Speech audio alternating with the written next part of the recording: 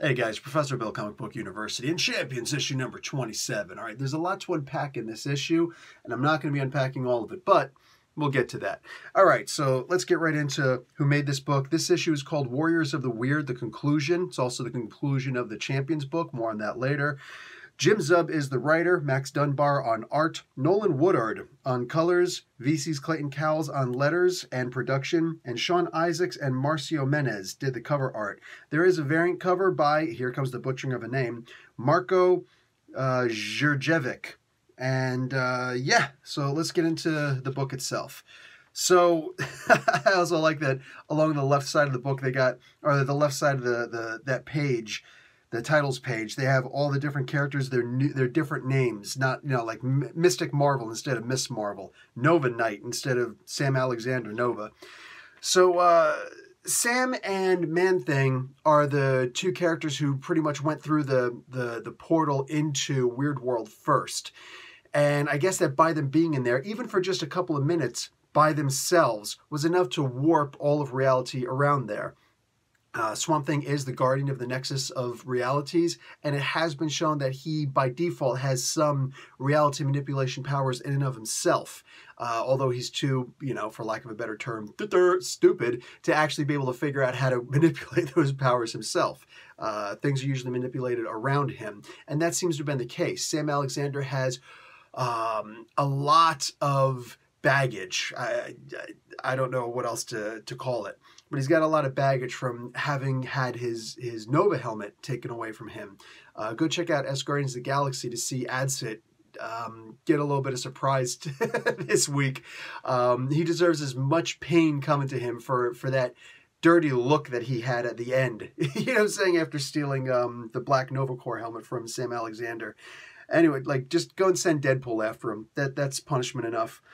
So everything around here is built off of not only the reality, reality manipulation of the Man-Thing and the psychosis currently of Sam Alexander, mostly because of his insecurities. That's the big thing. And it's funny because all of the champions have some insecurity or another. Many of them are addressed, things that are a long time addressed, and I hope that they're going to continue to be addressed because I really like the way that it's handled. No need for an extra article in that one.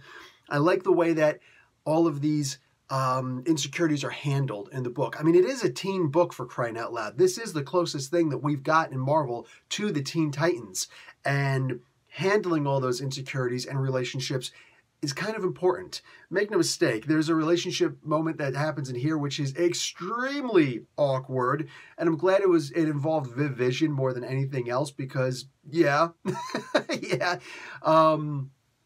what do you call it? I couldn't imagine having to write teen relationships, like just too angsty, and it's also borderline creepy sometimes, but since Viv Vision was involved in here, it's not really creepy at all because, well, she's a robot. She's a synthezoid specifically. Sorry, didn't mean to offend any synthezoid purists out there.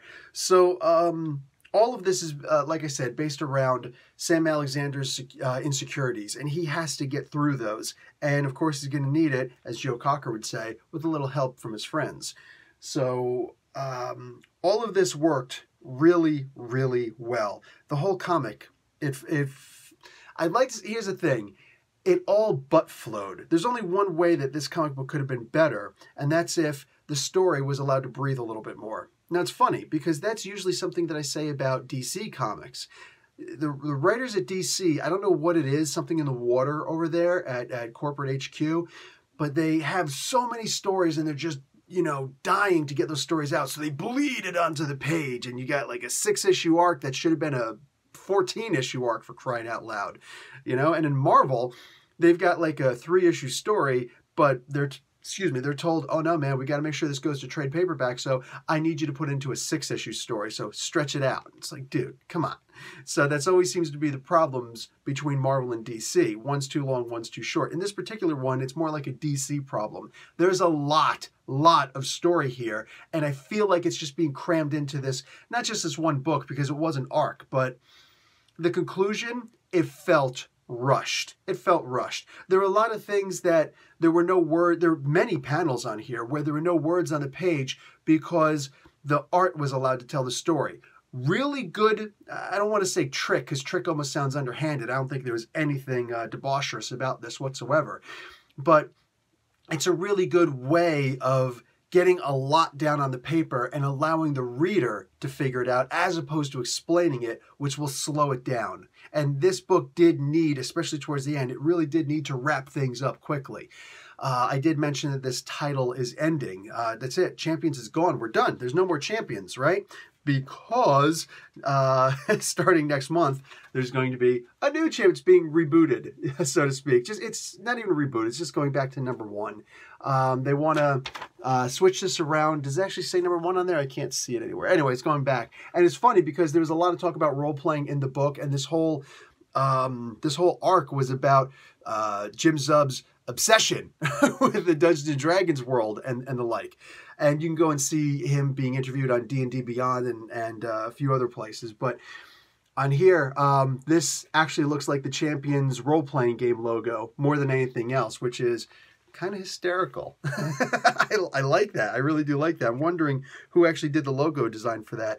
Let me see the front of the book really quick. No, I can't remember his name right now, but I say it every so often. The production, the guy who's in charge of, so VC's Clayton Cowles probably did that. Anyway, graphic design, that's what it is. Carlos Lau, I can't remember who his name is. He seems to be doing a lot of them in Marvel as of late. Sorry, getting my bag and board.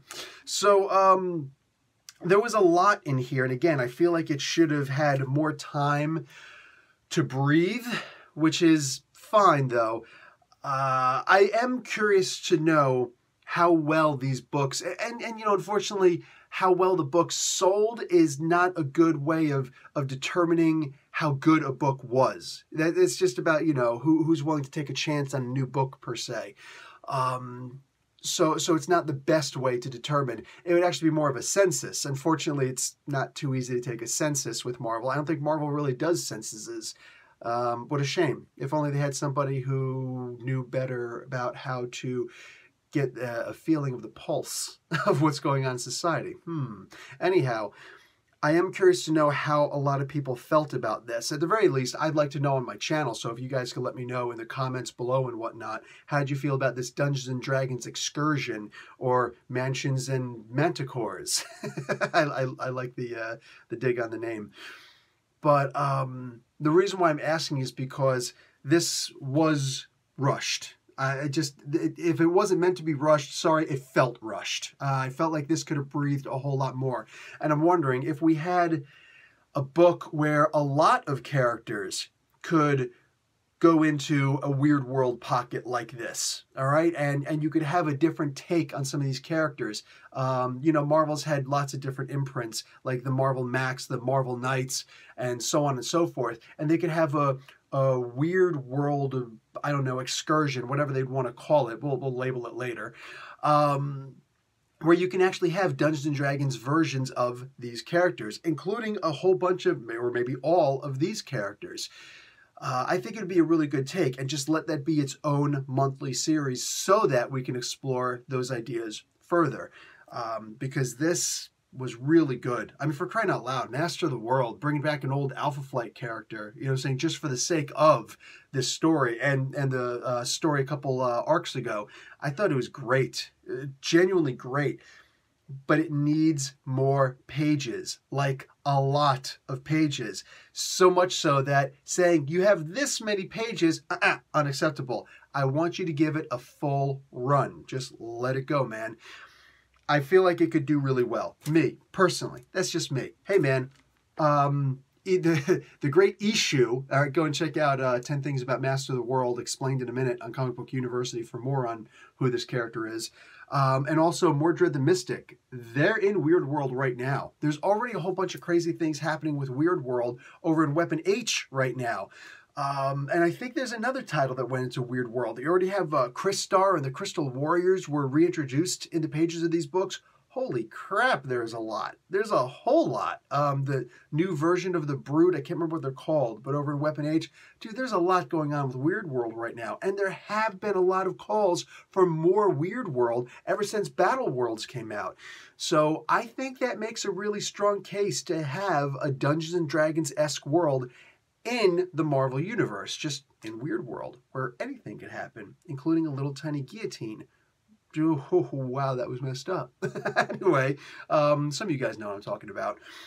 So that's what I'd really like to see. I'd like to see Marvel just take a chance and give a shot at this book. And just don't end it at freaking 8 issues or 6 issues like they typically do. Just let the damn book run, all right? Anyway, guys, that's going to be it for me.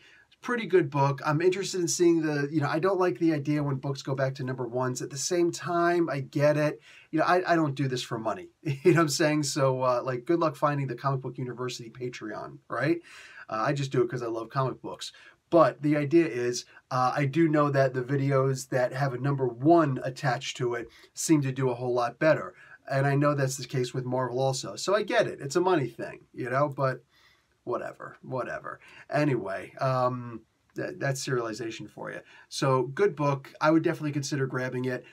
Physical or digital, whatevs. I didn't see any new characters mentioned in here, but the point is, good book. I am waiting for next month for issue number 1, but also Champions Annual number 1 is coming out on the 19th. It says it in here, where they're going to really explore a whole lot of the history of Snowguard. And of course, there's no Snowguard on the front, but go check out 10 Things About Snowguard, Comic Book University. What do you call it? That's actually going to be kind of interesting too. So yeah, I'm looking forward to that. Plus the creative consultant is going to be involved in that comic book, which it's about damn time. Just saying. All right, guys, that's it for me. Professor Bill, Comic Book University. Class dismissed.